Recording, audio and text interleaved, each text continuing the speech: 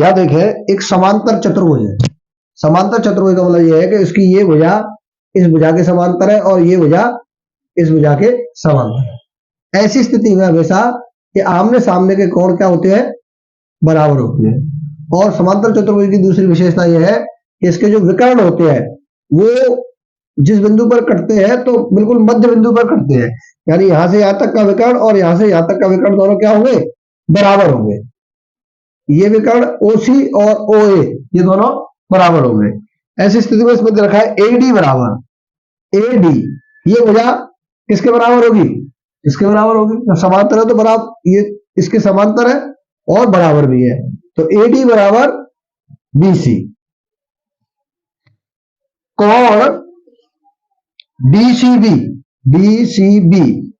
अब देखिए जब इस तरह कोण लिखे जाए या इसको ऐसे बना ऐसे भी लिख सकते थे कोण C, लेकिन ये DCB यानी D से शुरू करें और C को बीच में DCB, ये वाला जो कोण है ये किसके बराबर होगा, इस कोण के बराबर होगा। इसके सामने वाला कोण कौन सा है, ये, तो ये बराबर होगा कोण DAB,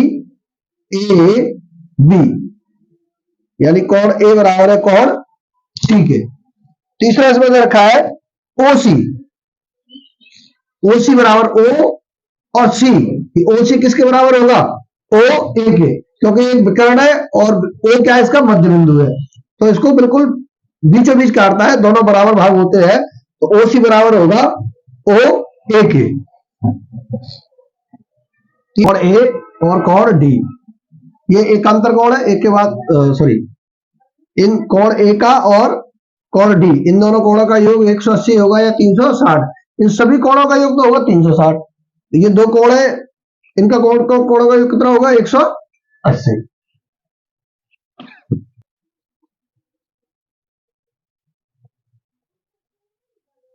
ये इन दोनों का गुणा करना है और क्या उत्तर आएगा वो मिलान करना है। 3x और 5y, 3x और 5y का गुणा कर रहे हैं,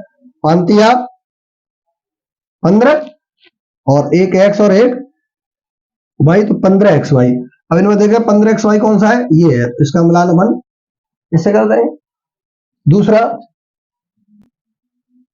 गुणा 4y की घात 2, 9 गुणा 4 गुणा y की घात 2, 9 चौक 36।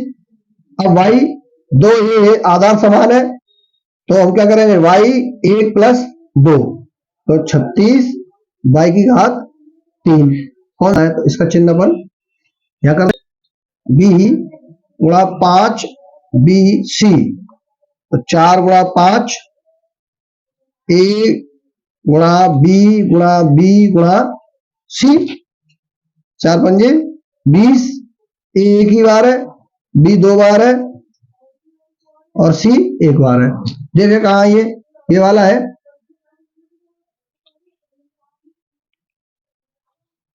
तीसरा चौथा है लास्ट है 2l की घात 2 m गुणा 3lm, तो 2 गुणा 3 गुणा l की घात 2 गुणा l की घात 1 गुणा m गुणा m, 2 l की घात 2 और l की घात 1, तो 2 और 1 3, तो 6 l की घात 3 और 2 बार m है तो m की घात 2। ये कहा है, ये बचा, फिर इसको यहां से को फेंका जाता। ये प्रायिकता से संबंधित प्रश्न है, चित्रपट को दिखाई देता है, जैसे ऊपर 1 नंबर है, ये 2 है 3 है, तो इसके दूसरे भाग पे अपन को बाकी दूसरे नंबर दिखाई।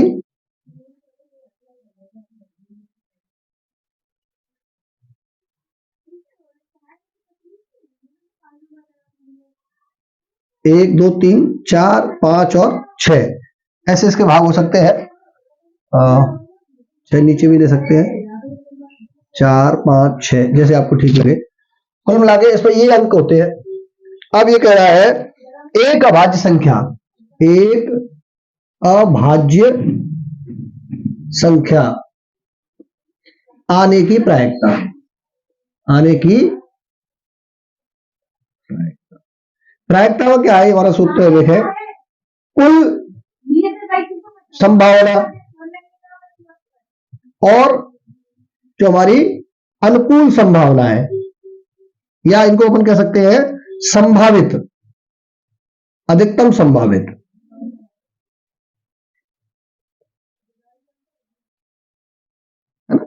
जो चीज है वो देख सकते हैं। तो इसमें कुल मिला के हमारी जो स्थितियां बन सकती है, कुल स्थितियां कितनी बन सकती है, 6 बन सकती है। तो इसमें नीचे तो क्या आ जाएगा, 6। हमारे ये कह रहा है कि एक आने की प्रायिकता, तो एक तो एक बार है, 1/6 हो जाएगा। अगर वो कह रहा है अभाज्य संख्या, तो अभाज्य संख्या में कौन कौन सी अभाज्य संख्या है, यहाँ पे देखें, अभाज्य संख्या यहाँ पे 3 और 5। अभाज्य संख्या का मतलब होता है जिसके दो समान टुकड़े नहीं हो सके, जिसमें खुद के और एक के अलावा किसी का भाग नहीं जाए, उसको अपन अभाज्य संख्या कहते हैं। ठीक है, 2 भी एक अभाज्य संख्या है, क्योंकि इसमें भी भले सम है ये, लेकिन अभाज्य है। अभाज्य क्यों है कि इसमें एक का और खुद का भाग जाता है, इसके अलावा किसी तीसरी संख्या का भाग नहीं जाता। तो कुल अभाज्य संख्या कितनी होगी यहाँ पे, 3, और कुल संभावना कितनी है, 6। तो 3/6 यहां तक भी लिख सकते हैं। आप इसको और सरल करना चाहो तो ऐसी संख्या से भाग दें जिसका दोनों में चला जाए, तो 3 का भाग चला जाएगा, 1 और 3 से ये 2 बार, 1/2 हो जाएगा। ऐसे मान लो कहें विषम संख्या, विषम संख्या कौन कौन सी होगी यहाँ पे, 1, 3, 5। कुल संभावना कितनी होगी, 6, और विषम संख्या है 3, तो 1/2 ये भी आ जाएगा। ये कह रहा है 5 से बड़ी संख्या, 5 से बड़ी संख्या, 5 से बड़ी संख्या कौन सी है, 6, एक ही संख्या है, कुल संभावना कितनी है, 6, और 5 से बड़ी संख्या 1, तो 1/6 आ जाएगा। अगर ये कह रहा है 4 से छोटी, 4 से छोटी, तो 4 से छोटी कौन सी, 1, 2, 3, कुल संभावना कितनी है, 6, और 4 से छोटी संख्या कितनी है, 3, तो क्या आ जाएगा, 1/2 हो जाएगा। तो इस तरह हम प्रायिकता के सवालों को समझिए। गुणनखंड विधि से 729 का वर्गमूल ज्ञात करो। 729 दो तरीके से इसका अपन वर्गमूल निकाल सकते हैं, अभाज्य गुणनखंड विधि से और भाग विधि से भी। लेकिन यहाँ स्पेसिफाई कर दिया कि अपन को अभाज्य गुणनखंड विधि से करना है, तो अपन दोनों तरीके से देख लेते हैं, अभाज्य गुणनखंड विधि से भी देखते हैं, भाग विधि से भी। अभाज्य गुणनखंड विधि के लिए इसको 729 को रखेंगे और अभाज्य संख्याओं से भाग देंगे। अभाज्य संख्या कौन कौन सी, 2, 3, 5, 7, 11, ऐसे। तो सबसे पहले 2 से देख के देखेंगे, 2 की भाजकता के नियम के अनुसार जिसका इकाई का अंक 0, 2, 4, 6 अथवा 8 होता है, उसमें 2 का भाग जाता है। लेकिन यहाँ तो ऐसा नहीं है, इसलिए 2 का भाग नहीं जाएगा। अब हम 3 की भाजकता देखें। 3 की भाजकता ये कहती है कि दी गई संख्या के अंकों का योग करें, और यदि उस अंकों के योग में भाग चला जाएगा तो उस पूरी संख्या में भाग चला जाएगा। तो अंकों का योग करें, 7 + 2 + 9, 7 और 2 9, 9 9 18, 18 में 3 का भाग चला जाएगा, तो इसका मतलब संख्या में भी 3 का भाग चला जाएगा। तो 3 से भाग दें, 7 में गया 2 बार, 1 बची, 12 तो 6 बार गया, और 9 में गया, सॉरी 4 बार गया और 3 बार गया। ठीक है, अब फिर देखें, 2 का तो फिर नहीं जा रहा क्योंकि विषम संख्या है। फिर अपन ने 3 का देखा तो 4 2 6, 6 3 9, यानी 3 का चला जाएगा। 2 में नहीं गया तो 24 में 8 बार गया, 3 में 1 बार गया, 8 1 9, फिर 3 का चला जाएगा, 3 का दिया 2 बार गया, 2 बचे 1 21, तो 7 बार गया। फिर 3 का दिया तो 9 बार गया, फिर 3 का दिया तो 3 बार गया, और 3 का दिया तो 1 बार। अब इसको देखा, 3 गुणा 3 गुणा 3 गुणा 3 गुणा 3 गुणा 3, 1 2 3 4 5 6, 1 2 3 4 5 6, 2 2 के वर्ग खंड बना ले, वर्ग के लिए 2 2 के खंड। और अगर ये घनमूल कहता तो हम 3 3 के खंड बनाते, 3 गुणा 3 गुणा 3 यानी 27। इसका वर्गमूल कितना आएगा, 27। ये अपन ने देखा गुणनखंड विधि से। भाग विधि से कैसे करेंगे देखें एक बार। अगर वो मान लो कह देता है आप भाग विधि से करें, 729 है, पीछे की तरफ से दो दो के खंड बनाइए आप, तो एक खंड तो ये बन गया, दूसरे में कोई संख्या नहीं है तो एक का ही बनेगा। अब हम एक संख्या ऐसी रखेंगे, जो यहां रखेंगे उसको यहां रखेंगे, यानी हम देखें 7 से नीचे किसका वर्ग है, तो हमने देखा 1 का वर्ग 1, 2 का वर्ग 4, ये यहां किया अपन ने, 3 का वर्ग 9, तो 9 ज्यादा हो रहा है इसलिए अपन 2 रख ले, 2 यहां रखा और 2 यहां रखा, 2 का गुणा 2 से किया यानी 4, कितना आया 4, घटा दिए 4 को, क्या बचा 3, संख्या उतार लो जैसी की जैसी। अब जिस संख्या से अपन ने यहां भाग दिया है उस संख्या को ही इसमें जोड़ दो, 2 और 2 4, ठीक है। अब ये देखो इसका इकाई अंक कितना है 9, हम ऐसी संख्या यहां रखने का प्रयास करें जिसका वर्ग करने पर इकाई अंक 9 आ रहा हो, तो या तो वो संख्या 3 हो सकती है या वो संख्या 7 हो सकती है। तो एक बार हम 3 रख के देखें, अगर यहां 3 रखेंगे तो 3 से गुणा करेंगे, तो 3 त्रिक 9 और 4 तिया 12, 129 आ रहा है, तो ये ठीक नहीं है। तो फिर एक बार हम 7 रख के देखें, यहां 7 रखेंगे तो यहां भी 7 रखेंगे, तो 7 से गुणा करेंगे, 7 का बड़ा 7 बड़ा 49, हासिल आई 4 की, और 4 का बड़ा 7 बड़ा 28 और 4 32, 329, तो हम यहाँ 7 रख दें, 7 यहाँ रखा, गुणा किया तो कितना आया 329 जीरो। तो ये भाग विधि से भी इस तरह इसको सरल कर सकते हैं। अगला प्रश्न है, क्या ऐसा संभव है जिसकी प्रत्येक बाह्य कोण की माप, यानी बाह्य कोण यदि 22 डिग्री हो, तो क्या ऐसा कोई बहुभुज संभव है? हम जानते हैं कि जो बाह्य कोण होते हैं उनका संपूर्ण बाह्य कोणों का योग होता है 360 डिग्री, और 360 डिग्री को अगर हम 22 से डिवाइड करेंगे तो पूर्ण संख्या प्राप्त नहीं होगी, है ना। ये उत्तर जो आएगा ना वो दशमलव में आएगा, जैसे 22 से अगर हम भाग दें तो 22 से कम 22 बचे 14 140, 22 पंजे 110 और 16 दशमलव कुछ इसका आंसर आएगा। ये पूर्ण संख्या नहीं है, इसलिए ये जो है ना इस तरह का कोई भी बहुभुज संभव नहीं है।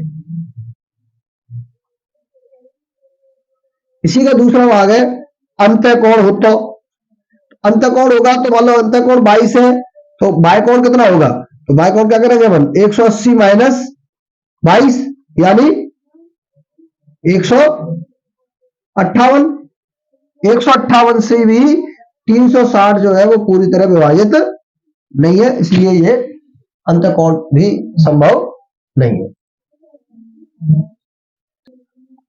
8,000 रुपए का 2 वर्ष के लिए 5% दर से, हाँ चालू कर, ये अगर सवाल है इसमें 2 तरह की ब्याज पूछ सकता है वो, या तो सरल ब्याज पूछ सकता है या वो पूछ सकता है चक्रवृद्धि ब्याज, मतलब दोनों प्रश्न अलग अलग हो सकते हैं।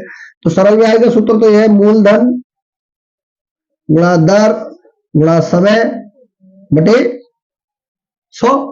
पहले सरल ब्याज निकाल लो, इसकी मूलधन कितना है यहाँ पे 8,000 रुपए, 8,000 गुणा दर क्या है 5% गुणा समय क्या है 2 वर्ष बटे 100, 2 जीरो से 2 जीरो गई, 5 का पारा 2 बार पड़ा 10, 10 का गुणा 80 से किया तो 800 रुपए इसकी क्या हो गई सरल ब्याज आ गई। ऐसे तो हम सरल ब्याज निकाल सकते हैं, लेकिन अगर इसके बाद चक्रवृद्धि ब्याज निकालनी है तो चक्रवृद्धि ब्याज का सूत्र क्या है, चक्रवृद्धि ब्याज बराबर मूलधन गुणा ए प्लस दर बटे 100 की घात समय माइनस मूलधन। अब मूलधन कितना है यहाँ पे 8,000 रुपए गुणा 1 प्लस 5 बटे 100 की घात समय कितना है 2, इसके नीचे 1 रख ले, 100 1 का भाग दिया 100 में 100, 100 का गुणा 1 से किया तो 100 प्लस 5 बटे 100 यानी 105 बटे 100। 8,000 गुणा 105 बटे 100 की घात 2 माइनस 8,000, इसको खोल ले, 8,000 गुणा 105 गुणा 105 बटे 100 माइनस 8000। 3 जीरो गई। 105 का गुणा 105 से करें,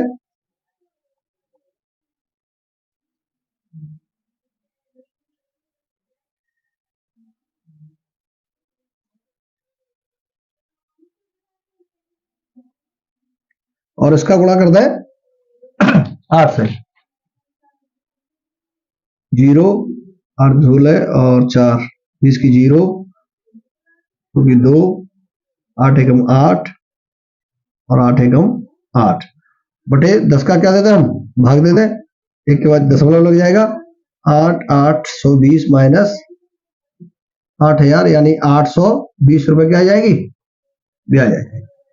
ठीक है, सरल ब्याज से भी ज्ञात कर सकते हैं और अपन चक्रवृद्धि ब्याज से भी ब्याज प्रत्येक घंटे के हिसाब से चल रही है। वह 20 मिनट में कितनी दूरी तय करेगी, अर्थात 1 घंटे में दूरी तय करती है कितनी, 75 किलोमीटर। इसको हम ऐसे भी कह सकते हैं 1 घंटे का मतलब 60 मिनट। तो 60 मिनट में दूरी तय करती है 75 किलोमीटर। 1 मिनट में कितनी दूरी तय करेगी,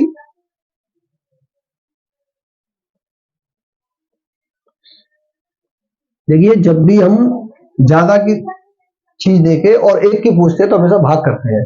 तो यहां भी भाग करेंगे, 75 में भाग दे दिया किसका, 60 का। अब कह रहा है कितनी देर में, 20 मिनट में। तो फिर 20 मिनट में देख ले, 20 मिनट में दूरी तय करेगी। एक की देखे ज्यादा की पूछे, 1 पेन 2 रुपए का है तो 5 पेन 10 रुपए के गुणा कर देंगे अपन। तो जो एक का आया है उसमें क्या करते हैं 75 बटे 60 गुणा 20। 20 का भाग दिया 20 एकम 20 और 20 का भाग 60 में दिया 3 बार, 3 का भाग 75 में दिया तो 25। ऊपर किलोमीटर है और नीचे समय है,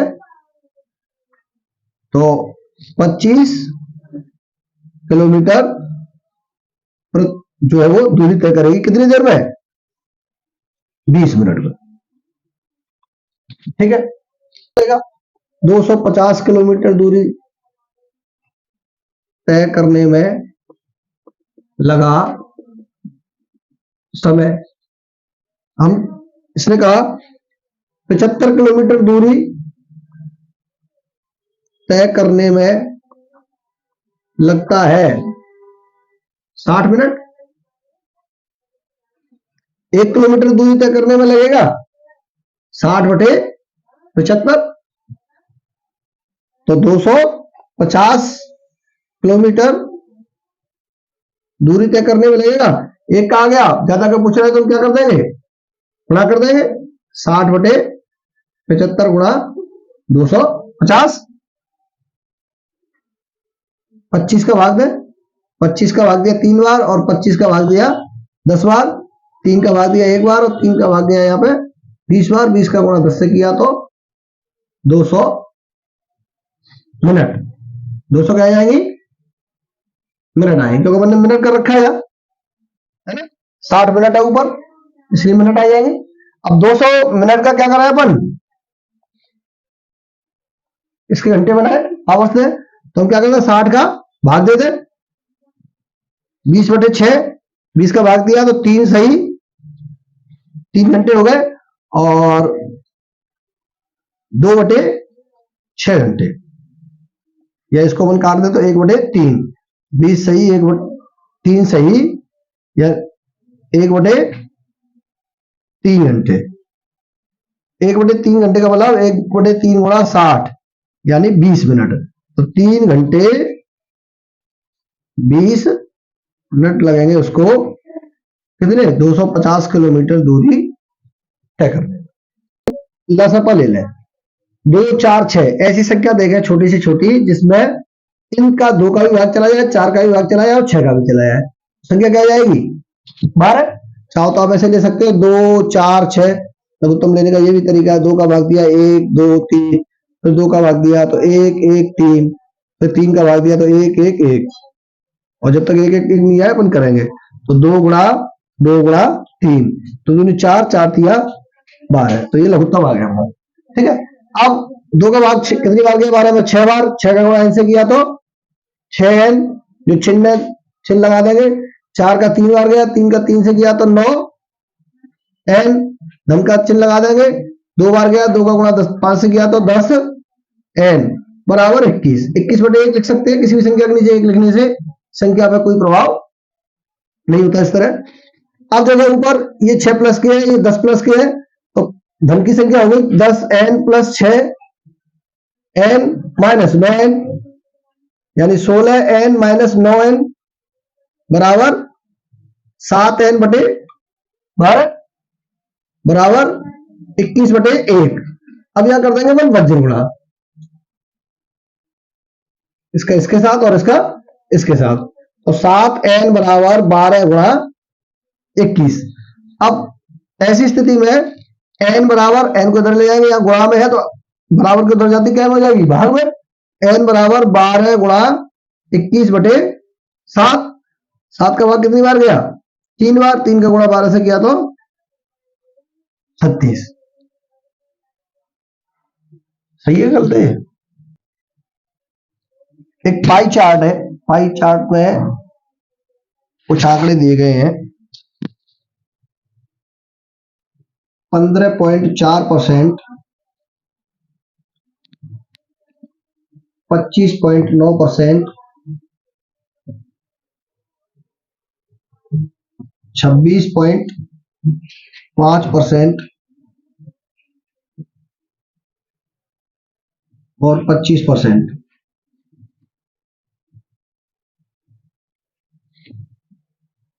इसमें कुछ परसेंटेज और दे रखे हैं, ये दो चीजें। 2.3% और ये 2.9%। ये किसी ड्राइवर के द्वारा वाहन चालकों की विभिन्न संख्या है जिन्होंने नियमों को तोड़ा है। तो 25.9% है, ये खतरनाक तरीके से वाहन चला रहे हैं।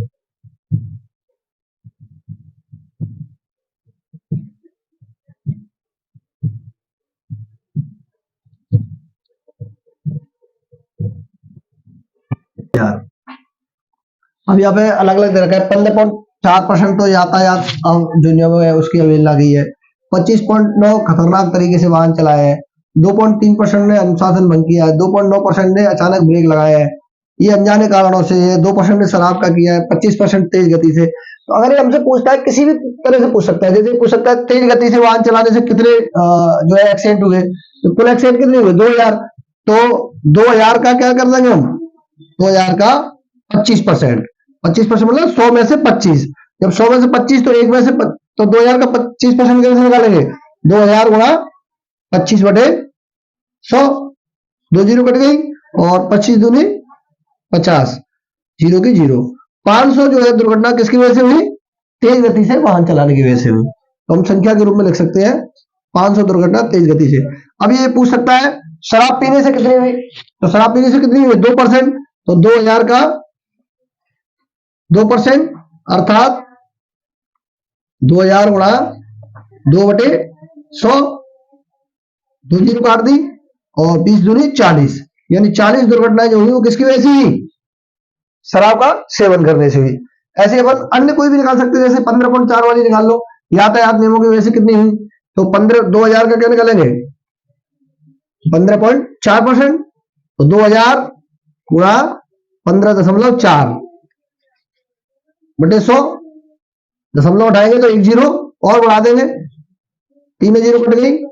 154 गुणा 2, 8, 10 की जीरो, 2 2 और 3, 308। ऐसे कोई भी प्रश्न पूछता है तो वो अपन निकाल सकते हैं। अगला प्रश्न ये भी पूछ सकता है किसकी वजह से सर्वाधिक दुर्घटना हुई, सबसे कम दुर्घटना किससे हुई, या ये भी पूछ सकता है कि यातायात नियमों की अवहेलना से और अनजाने कारणों से दुर्घटनाओं में अंतर बताइए। तो दोनों का निकाल के और उनमें से जो ज्यादा होगा उसमें से कम को घटा देंगे, दोनों का अंतर आ जाएगा। खंड करना है 20L² M प्लस 30 ALM। अब गुणनखंड करते समय ये देखना है इन दोनों में कॉमन क्या है, कौन सी ऐसी संख्या है जिसका दोनों में भाग जा सकता है। तो इधर 20 है और इधर 30 है, तो बड़ी से बड़ी संख्या देखें जिसको अपन मासापा भी कहते हैं।